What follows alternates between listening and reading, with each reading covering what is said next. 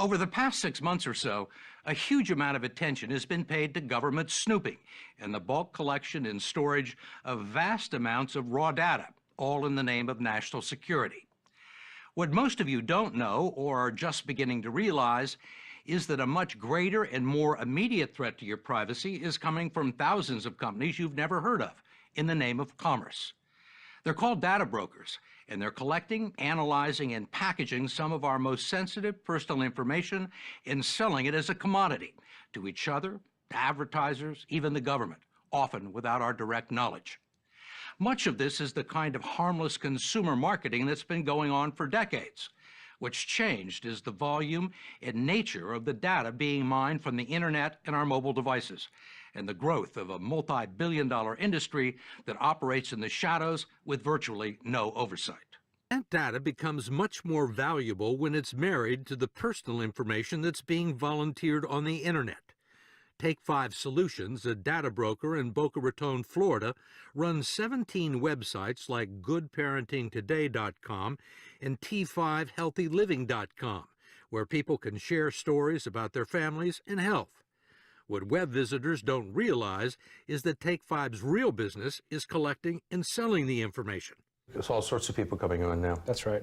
And there is also an invisible side to the internet that most people have never seen.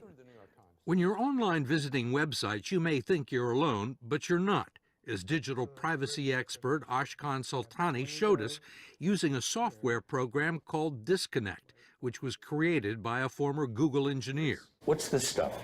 So when you visit the New York Times homepage, there's a number of companies on the page that are essentially tracking your visits. When we clicked on NewYorkTimes.com, the software revealed the presence of more than a dozen third parties that the website had allowed in to observe our movements. These are all companies that either place ads or measure people's behaviors on that site. So as you're going through the web and doing your searching, you've got a whole crowd following you. That's right. There were ad networks and marketing and analytics companies measuring traffic and page views and cataloging our interests. And some of this information you think is going to go to data brokers? Definitely. Wow, look at that. We found the same thing going on at the 60 Minutes website. They are everywhere. So they're really inside your computer. They're inside your browser usually, or your mobile device, yes. They're called. And you haven't necessarily invited them in.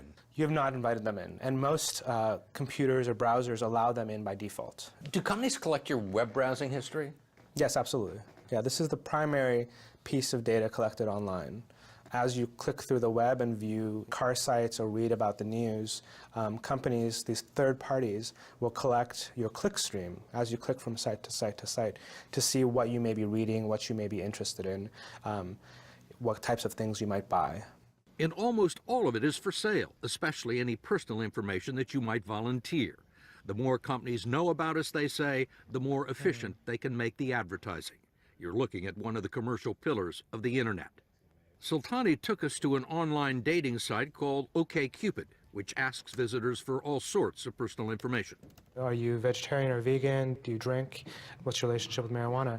And what people don't realize, here you're seeing all the third parties that are present on this site, right? So we're seeing. So all these people are getting the information? They're getting some of this information. The website doesn't require users to give their real name, but the IP address and the computer ID number are recorded, and it's not difficult for data brokers to match that information with other online identifiers. There are firms that specialize in doing it. So you can combine this data with other data that's available and figure out who someone is. That's right. By name, by email. That's right. This is also the position of the Direct Marketing Association, which is one of the most powerful lobbying groups in Washington. Its members include Google and Facebook, the two companies that probably know more about us than anyone else. They weren't mentioned in our story because they don't sell the information they gather about us. They keep it all to themselves.